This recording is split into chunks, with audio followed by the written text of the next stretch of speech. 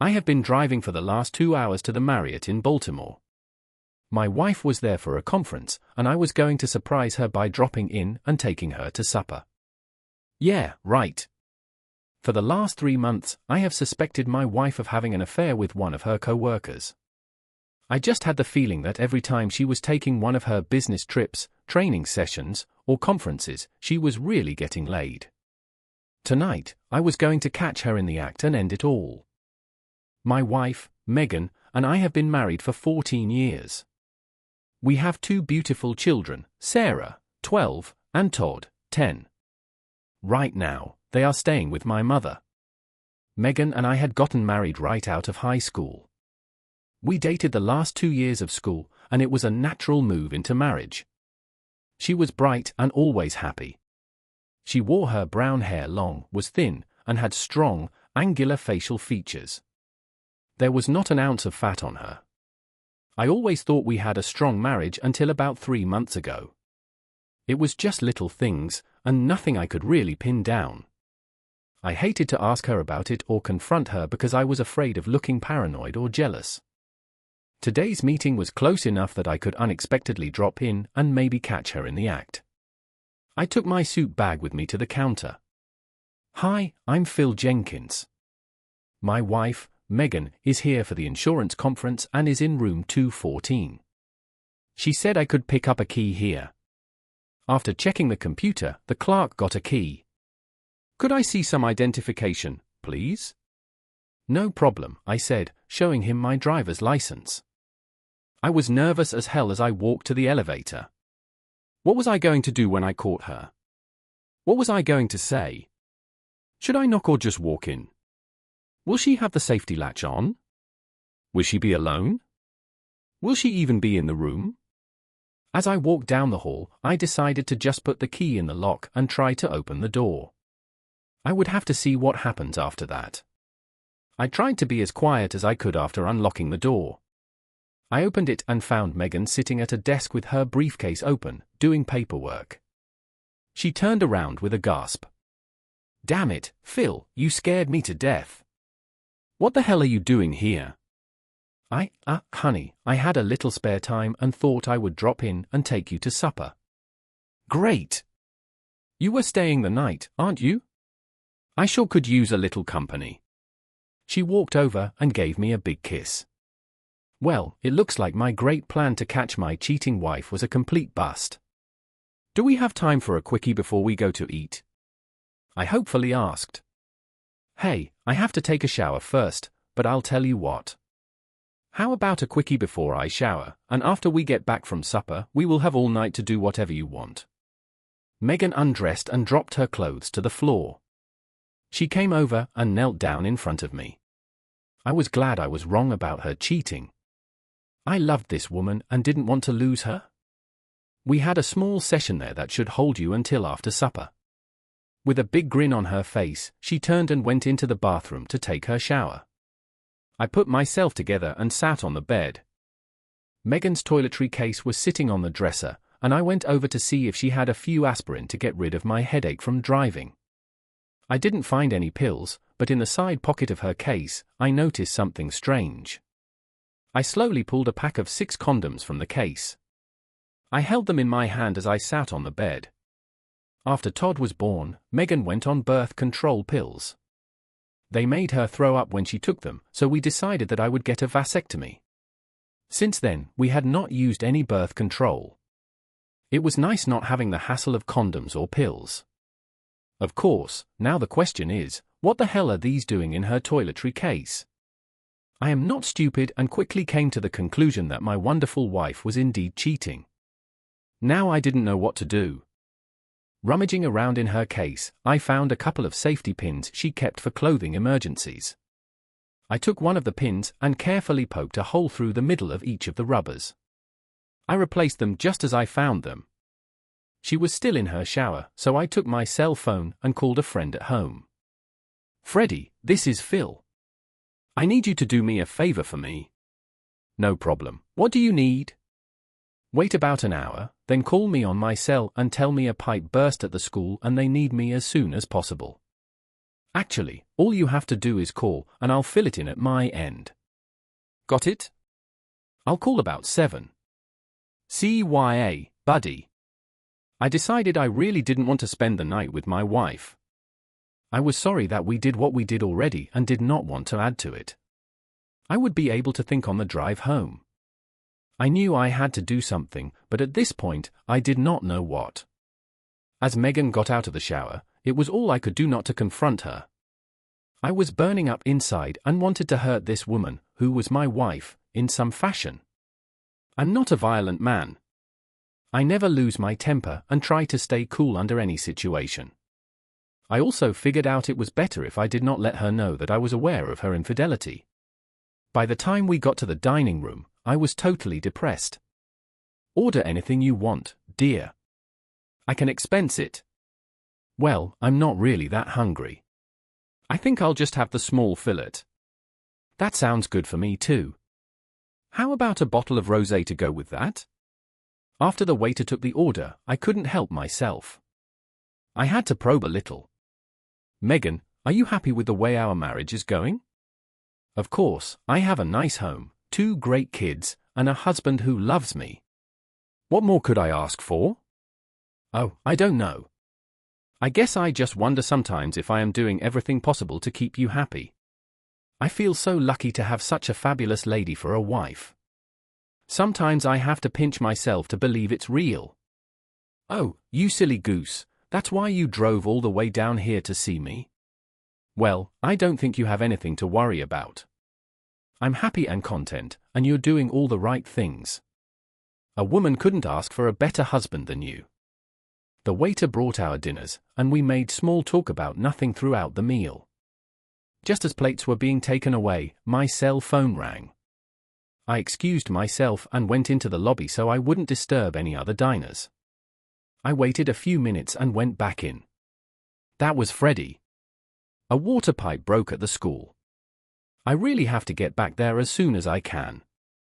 I'm sorry I have to cancel on our night together. There was a look of disappointment on Megan's face. I couldn't tell if it was real or not. It didn't matter to her if I stayed or left, one way or the other, she was going to get screwed. As we were getting on the elevator, Kirk Langford was getting off. Kirk was the business associate that Megan always seemed to be traveling with.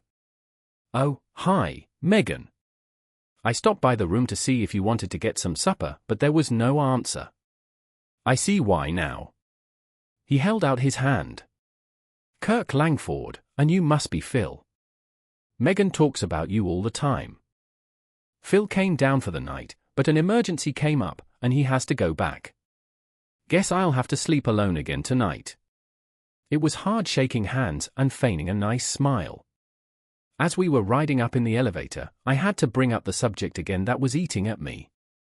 Megan, I would really like you to quit your job, and also, I would feel better if you were not working with Kirk. We discussed it before, and it is important to me. Phil, I told you I have no intention of quitting my job. I like what I am doing, and I am learning a lot from Kirk. You have to get over this paranoia you have about Kirk and me. Megan and I went to the room, and after a quick kiss, I picked up my bags and left for the trip home. I couldn't help thinking all the way home about Kirk stopping by Megan's room after he had his supper. By the time I arrived at the house, I was a basket case. I have begun to hate my wife for what she was doing to me. I wish I were one of those guys who could figure out all those fancy ways to catch their cheating wives, but I was dumbfounded. What could I do about it? I couldn't even figure out a way to get out of having sex with her. Divorce was what I really wanted, but I really didn't have enough evidence to justify it. I felt defeated. My wife was cheating on me, I knew it, and I couldn't do anything about it. I was not going to put up with it, but I needed help. 2 days later, Megan came home smiling like a schoolgirl. I could tell she had a good time, and it made me madder than I was. I checked her bag, and there was one condom left. It still had a hole in it. Saturday was the Globus and insurance company picnic. At least the kids would have something enjoyable to do. This was not a day that I was looking forward to. I couldn't help but believe that some of the other people in the company knew what was going on, and I felt a little like I tried to be low profile so I wouldn't become the butt of any crude jokes. Maybe I was a little paranoid, but I couldn't help it. Meghan was having fun socializing all over the place, and especially with Kirk. They were not doing anything touchy-feely, but they were definitely close. I was being ignored, which was fine. "Hi, I'm Janet Langford. You must be Phil Jenkins." She was a knockout. Now I was really confused. I thought my wife was great, and I loved her, but Janet Langford was a picture right out of a pin-up magazine. She had long auburn hair and big blue eyes. Her body was perfect, even though she was a little short. Why would Kirk Langford cheat on a stunner like this? "Oh, I'm sorry, you caught me daydreaming. Hi, it's a pleasure to meet you. Can we go someplace and talk, maybe someplace with no kids and noisy people around?" "Sure, let's wander down by the lake. Nobody's going to miss me." "Me either." There were some nice benches about 100 yards from the picnic area. We sat down on one of them overlooking the lake. "I'm all ears. Would you like to talk about?" Janet hesitated. "This is difficult for me. I don't know exactly how to bring it up. It is a very delicate subject." At that point, I knew that she knew. I decided to make it easy for her. "Are you referring to the affair that Kirk and my wife are having?" "I just found out this week." Janet seemed relieved. "I have known for about 2 months. I am getting ready to have divorce papers served, but I need a little help. I hired a detective to get proof for me, but my lawyer said I would have a much better case if Meghan would be willing to testify or at least sign a notarized statement attesting to the affair." "What do you mean by proof?" "I have photos and taped phone conversations. I wasn't able to get any videos yet, but the photos are pretty good. I also have times and dates. I can try and help. I am not sure how, but I can work on it. Do you think your lawyer could help me with the same divorce papers using some of your evidence? I would really appreciate it because I don't have anything for proof at all. I am also suing Globis. I have some statements that confirm that certain management-level company officials knew of the affair and did nothing to stop it. They will have a choice, fire both of them or face a $1 million lawsuit. I am certainly impressed. Kirk is playing golf tomorrow morning. Can you come over to the house about mid-morning? You should be gone till late afternoon. I can show you what I have, and we can figure out if there is anything we can do. I live at 206 Himmel Avenue in Cresmont." "Okay, it's a date." "Not really a date, but you know what I mean." We both laughed a little. I felt comfortable with her. We walked back up to the picnic area. No one ever missed us. I felt a lot better about things. Maybe this whole mess could be resolved. I sure hope so. As I expected, the next morning, Meghan told me she had some shopping to do and would be gone a couple of hours. After she left, I dropped the kids off at my mom's and headed over to Cresmont. Janet met me at the door, and we went into the den. There was a nice leather couch, and on the table in front of it was a large computer monitor. On the screen was a picture of an empty motel room. She motioned me to sit down. "I have beer, soda, and wine. What would you like?" "Regular soda is fine. Pepsi if you have it." "You have my attention, Janet. Care to tell me what is going on?" "Well, in a few minutes, we are going to watch my dear husband play a round of golf live and in full color. I hope you won't be too upset, but I think you are going to recognize his caddy." "How the hell did you arrange this?" "It cost me $1,400 to get everything in place for this. It better be worth it." "Of course, Kirk is going to pay for it. I am guessing it will last about 2 hours, so get comfortable. I have popcorn and nachos to help us pass the time. By the way, I will be getting a DVD of the whole session and will gladly give you a copy. I don't really want to see this, but on the other hand, I wouldn't miss it for the world. Let the show begin." We made small talk for about 20 minutes. She showed me the information she had collected about the affair. I was amazed at the photos, tapes, and documents she had collected. I was also crushed because now I knew for sure what Megan was doing. I was surprised to learn that Janet had 3 large koi ponds in the backyard. I was hoping to get a chance to see them and asked if I could bring the children over sometime. She seemed pleased that I was interested and said she would love to have them come by. About that time, there was some action on the monitor as Janet had predicted.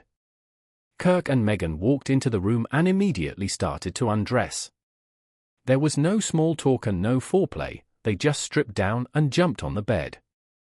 The video was great, but the sound was a little garbled. It didn't matter because the picture was the important part. I felt a little uncomfortable sitting on a couch with a stranger watching my wife and her husband having sex. "Wow, you don't see a body like that very often," Janet commented. I smiled, but didn't know what to say in reply. In fact, I didn't know what to say at all watching my wife have sex. It was getting awful. "Janet, I hate to interrupt the show, but do we have to see all of this? I take it that this is something you don't want to watch." "Not really, to be honest with you. I find observing my wife having sex with another man to be a little unpleasant, and I feel a little uncomfortable watching it with you sitting beside me. Well, the whole thing is being recorded, and that is all we really need for the lawyers. We don't have to watch it." I can't say I was getting any enjoyment out of it. The plot seems to be pretty predictable anyhow.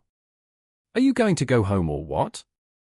"Well, actually, I was hoping you could show me your koi ponds. I think that would be a lot more interesting than 2 hours of huff and puff." Her eyes seemed to light up simply because I had shown an interest in her hobby. She jumped up, and as we walked to the back of the house, I could hear Megan reaching her first climax. I couldn't help thinking that I was going to have a more enjoyable afternoon than my wife was. The 3 fish ponds were wonderful. I was especially fascinated by the pumping and filter systems since I was originally a plumber before getting the job at the school. Kirk did not help her with her hobby at all, and she had to hire people to do any work on the pipes or pumps. Of course, I offered to come over and assist her anytime Kirk was playing golf. I wasn't trying to hit on Janet, I just wanted to learn more about the koi ponds. But spending time with her was a plus. After a few hours that passed too fast, we went back into the house. The motel room was empty, so we figured it was time for me to go home also. Janet promised to call when Kirk had another golf game so I could come over with Sarah and Todd. The next few weeks were difficult. Every time Megan took a shower, I would check her bag, there was always a new supply of condoms. I couldn't figure out when she was squeezing in the time to use them all. I carried the safety pin on my keychain so it would be handy for poking holes in them.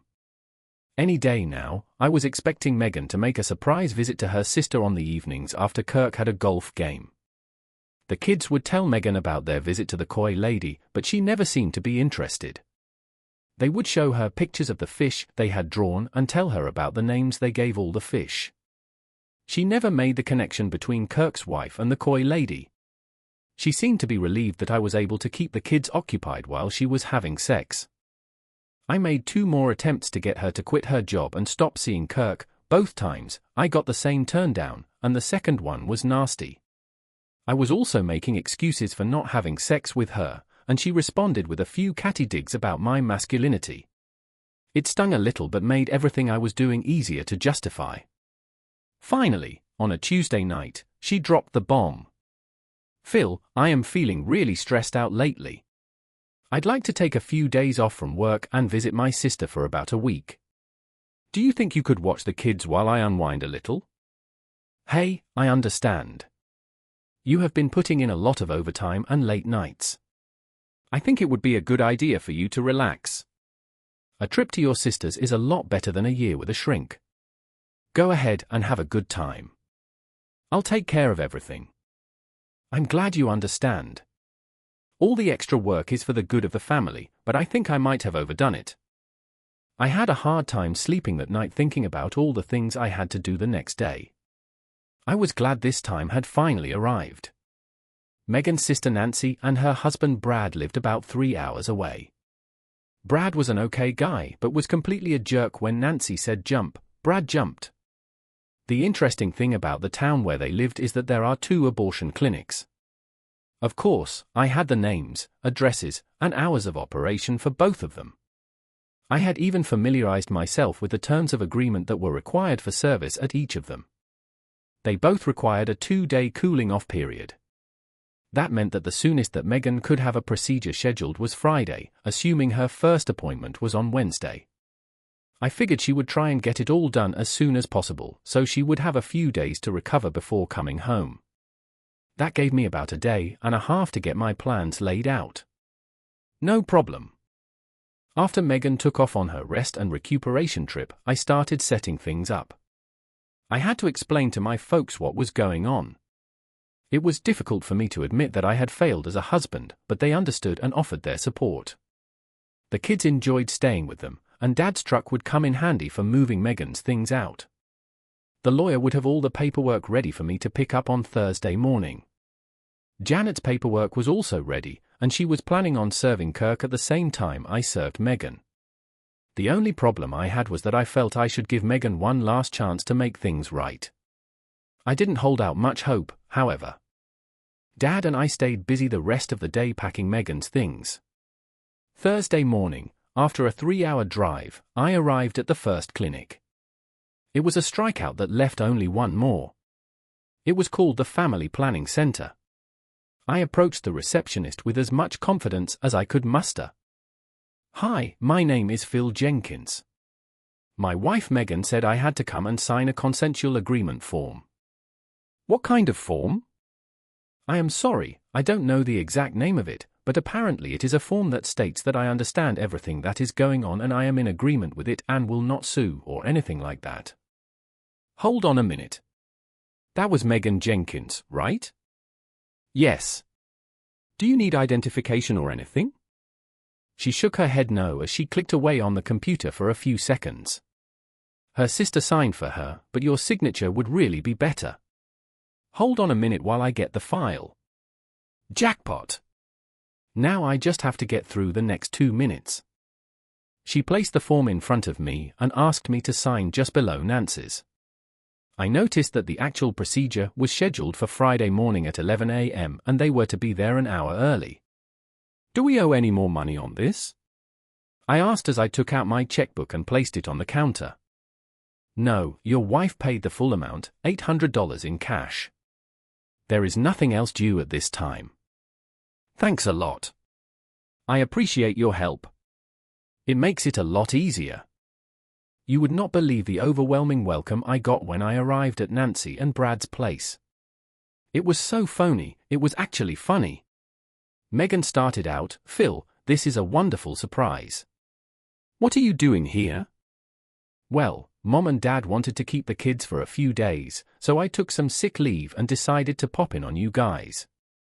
I guess you could say I needed to unwind a little too." The room was sort of quiet. I could see the wheels spinning in everyone's head.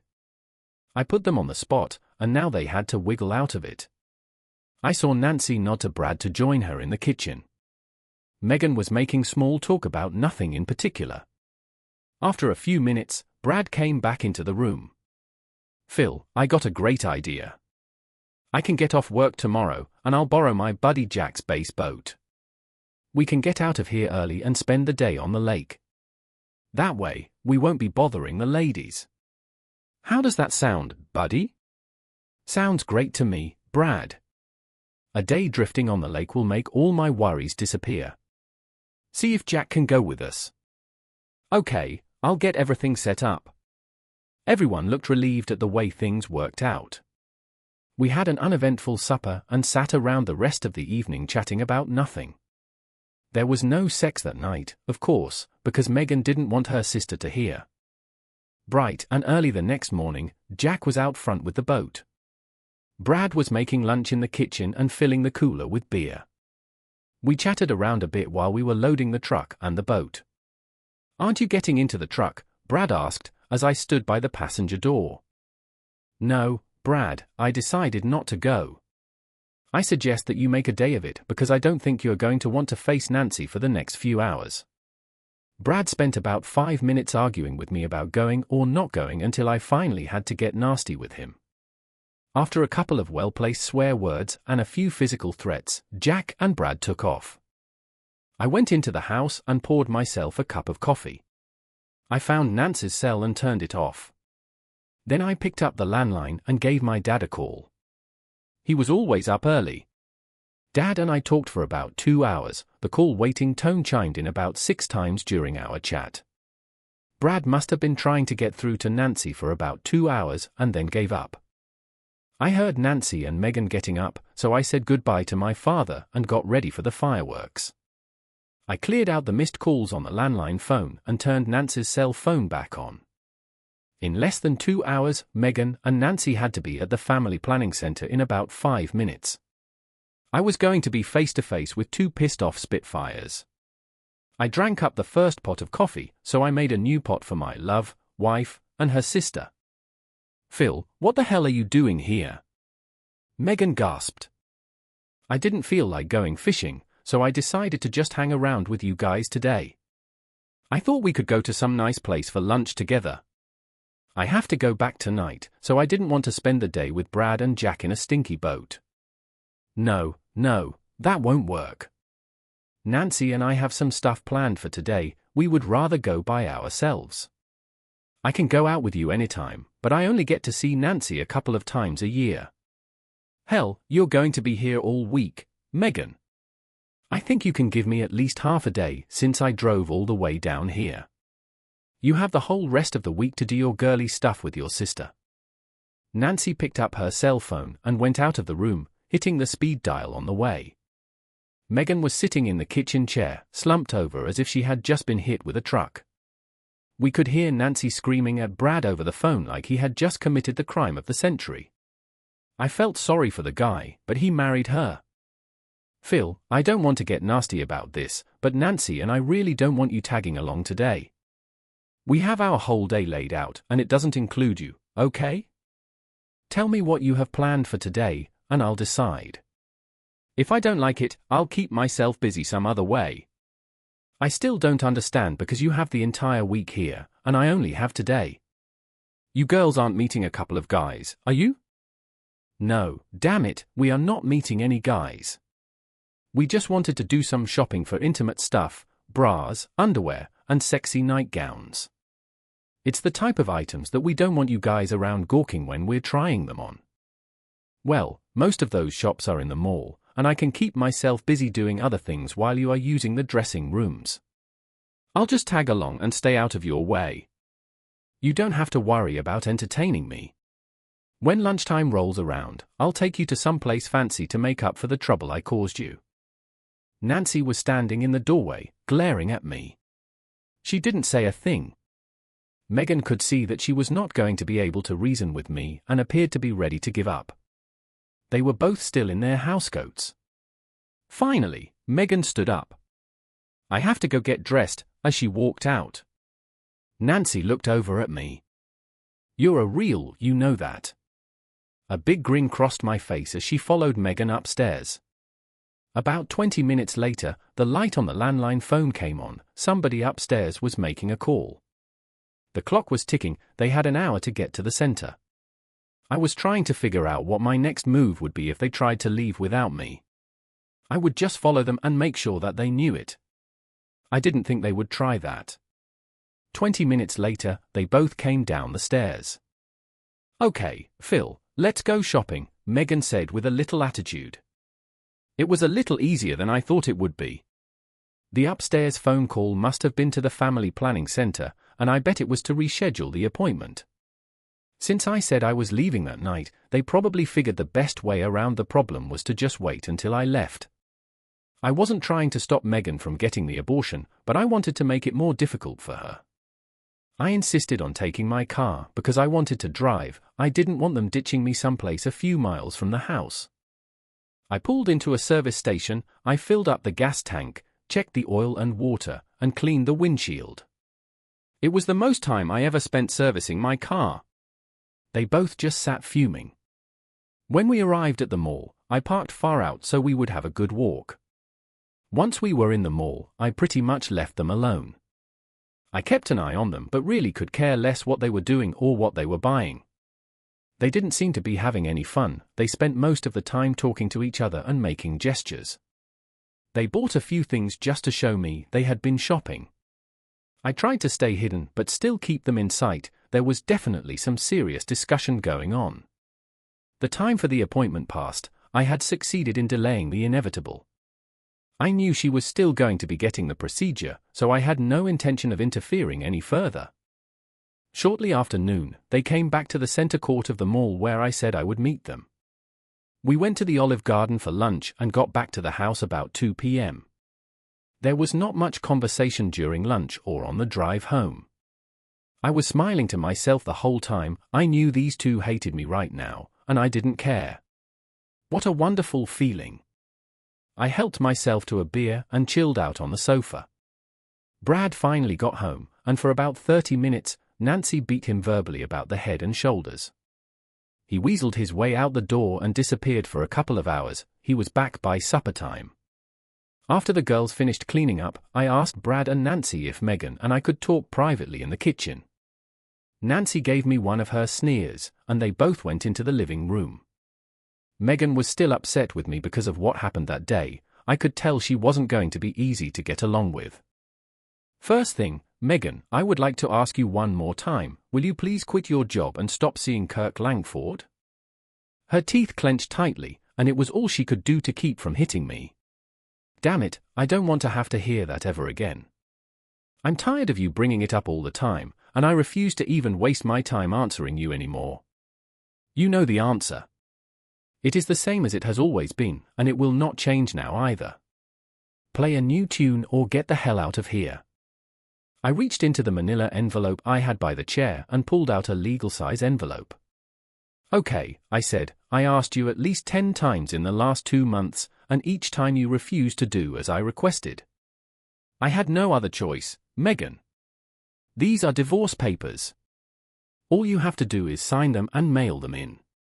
There is a self-addressed stamped envelope included if you decide you want a lawyer to look them over. Please be my guest. She glared at me and leaned across the table. You dumb son of a, you can't divorce me just because I don't want to quit my job or have the friends you want me to have. If you want to divorce, you have to have grounds, and you don't. I think it is time for you to go home and get your together. I am your wife, and I have no intention of giving up my home and my family just because you don't like where I work. No, I did not. I reached into my trusty manila envelope and brought out a stack of photos. I put 6 pictures of Megan sucking Kirk's tool on the table. Did you have sex with him? There was no answer as I placed another 6 pictures of them screwing in various positions on the table. As I put another bunch of pictures on the table, she started screaming at me. Stop it, damn it, just stop it. Okay, I get the point. You have been spying on me. You are a damn sneaky son of a, do you know that? If you knew something was going on, why didn't you just stop it like a man? No, you just slither around and take pictures like some sort of pervert. You make me sick with your wimpy complaining. Just then, my cell phone rang. Hi Dad, that's okay, 10 minutes would be fine. Thanks for the call. As I hung up the phone, she blurred out, what was that all about? My dad is bringing your stuff here to Nancy's place. You should arrive in about 10 minutes. The locks have been changed on our house. If there is anything that we forgot to pack, let me know, and I will get it down to you. She just sat there, not speaking. Here's the title to your car. I signed it over to you. In this envelope is half of the money in the bank accounts, about $1,200. I have arranged for you to have visitation rights with the kids once a week. I'm willing to allow an overnight stay every month if you are willing to make a statement attesting to the affair and have it notarized. Oh, by the way, I also have a DVD I didn't get to show you. It is from the May 10th visit you and Kirk made to the Scandi Motel. It's 2 hours long and shows the two of you doing everything that is in those pictures. As I picked up the photos, I said, I didn't take any of these. I really didn't care what you were doing, I just didn't like being taken for a fool. Last of all, I would like you to have this memento of our love. I took the safety pin off my keychain and slid it across the table. What the hell is this? That is the pin I used to poke little holes in all your condoms for the last 2 months.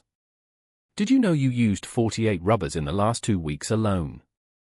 Good old Kirk was getting more sex than I ever dreamed of getting. He sure is a lucky guy. You miserable little weasel, that is the most despicable thing I ever heard of. You really are a bastard. No, dear, the most despicable thing is having sex with someone that you are not married to. I may be a bastard, but you were truly a cheating sorry. I have to run, Dad just pulled up in the driveway. By the way, just in case you didn't notice, you never said you were sorry, and you never apologized for what you did.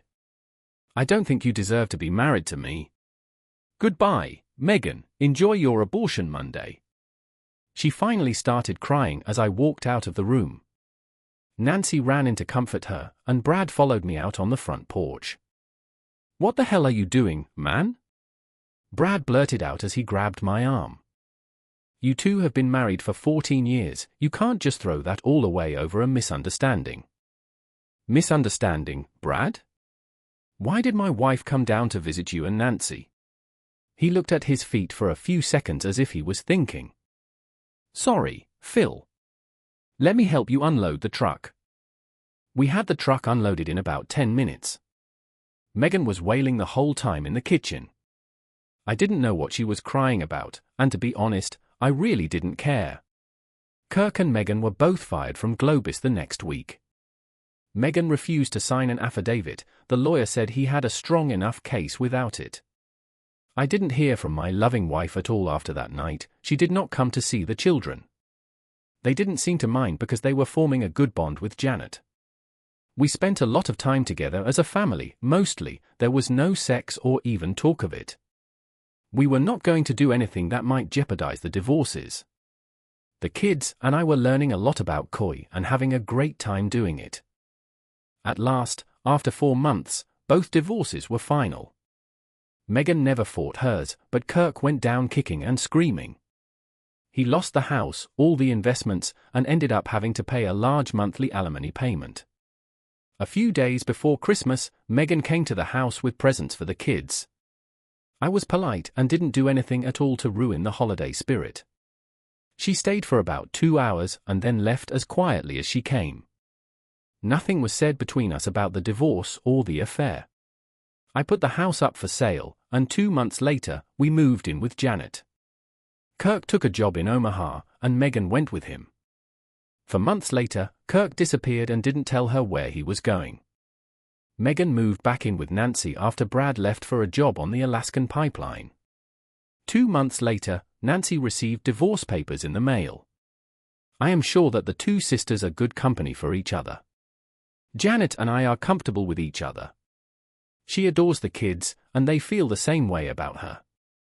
We are planning on getting married in June and spend every moment we can practicing for the honeymoon. Dear listeners, please share your thoughts in the comment section below, and don't forget to like, share, and subscribe.